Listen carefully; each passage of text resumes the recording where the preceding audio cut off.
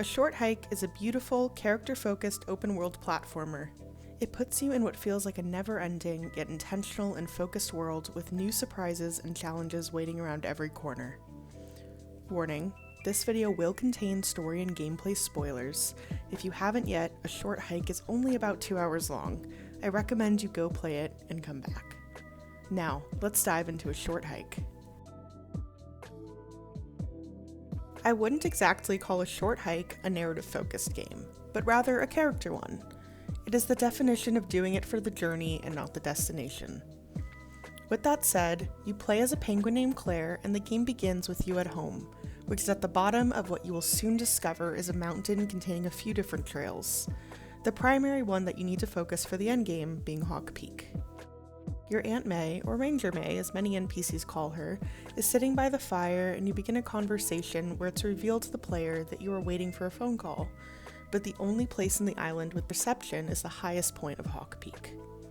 You also learn that many members of your family have climbed this peak before, and so, while not the main purpose, it feels like a rite of passage as you embark on this journey. As you make your way through various biomes, and often do so creatively depending on how many golden feathers you hold, a mechanic we'll discuss later in this video, you speak with different NPCs. The NPCs in this game certainly feel alive and engaging. While it's not as deep-rooted as in games like The Witcher 3 or Red Dead Redemption 2, obvious, massive AAA titles, the NPCs are interwoven with the fabric of this world and are often key in helping you unlock new mechanics. They drive side quests, and while many of them are to fetch an item or a set of items, or drive your search for coins, I don't believe these side quests should be given the negative term of fetch quest. With each interaction, you get a sense of a unique personality and side story that is moving forward thanks to your help, but not exclusively because of it. Each quest given is incredibly intentional to meet the NPC's goals, making the act of something like finding a headband in the woods feel like something you actually want to do. The further along you get in your hike, you'll not just see new faces, but recurring ones. For example, once you reach the point just before entering the winter biome, you'll see the rock climbing club members Alex and Tim, who you engaged with earlier on in the game to learn climbing mechanics, struggling themselves to make it to Hawk Peak. Their dialogue is hilarious, and seeing them once again not only reminds the player that there's still a challenge in the journey ahead, but that this is a community and that others have their own story. Another great example of this is when you buy your first 2 golden feathers from Ranger John. You learn that some kid bought out the rest of their inventory. A bit later on, you find a tough, guarded guy who's selling additional feathers at more than double what John initially sold them for. It's easy to piece together that this kid bought the feathers to resell them at an upcharge. And with a bit more prying, you learn that he is just trying to get cash to pay for school next semester. You can buy the feathers for a price that, while annoying, feels more appropriate for that point in the game while helping this kid pay for school and solving a little mystery. I didn't realize I had actually made it to Hawk Peak until I was already up there. I think this was in part because of the path I decided to take, and also because this is such an easy world to get lost in. The serene feeling that the atmospheric sound and stunning view evoke is exactly the kind of indie game magic one would expect.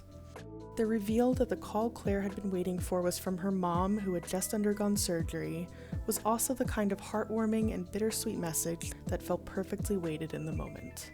The lengthy fall that shows just how far you have come before landing in an area that I had not previously explored was a fantastic way to show me that the game was over, but the journey was not. I went back to Aunt May, speaking to a few NPCs, excited to discuss what is next in their stories on the way. And this is the moment that truly solidified my love for this game. When you speak with Aunt May, you recap your adventure. What you learned, who you spoke to, even some small things you likely interacted with and forgot about. For example, Claire mentioned the money rock we found, which I thought was an incredible inclusion that made it feel like you were part of this world. You tell Aunt May you're tired, take a nap, and the credits roll.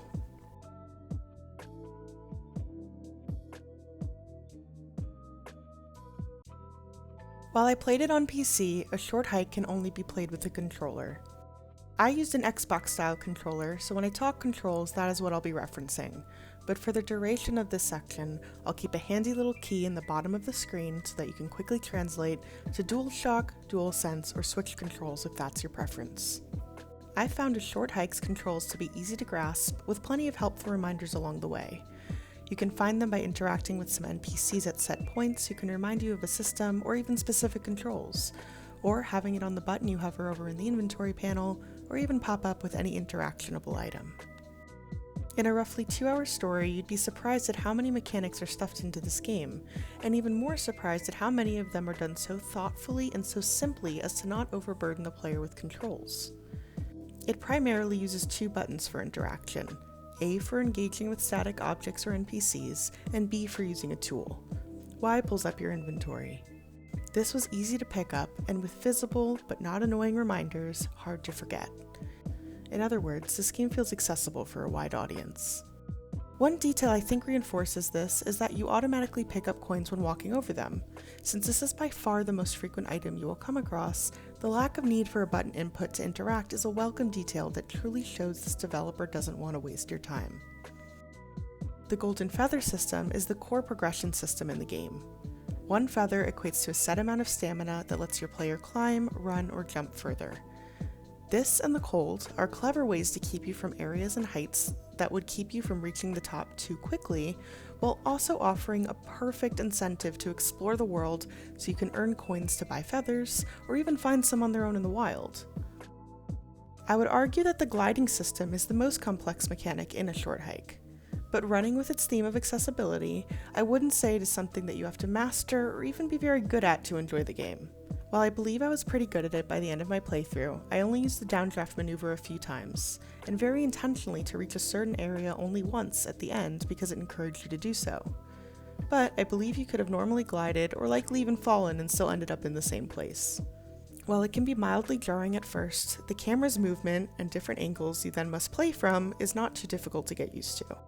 But since you are not in control of the camera and its angle changes depending upon where you are on the island, one tip I'd offer to help with landing when gliding, and the soon-to-be-hit beach ball stick, is to watch the shadows of yourself and the object you wish to interact with. At just $7.99 full price, and I got it for $4.39 on sale, it's impossible not to recommend A Short Hike.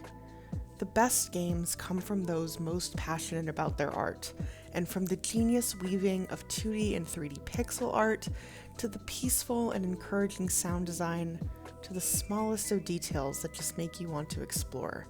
There is no doubt in my mind that the developers loved what they were building.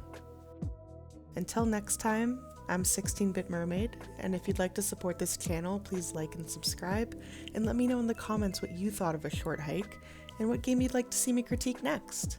Thank you, and remember, you matter.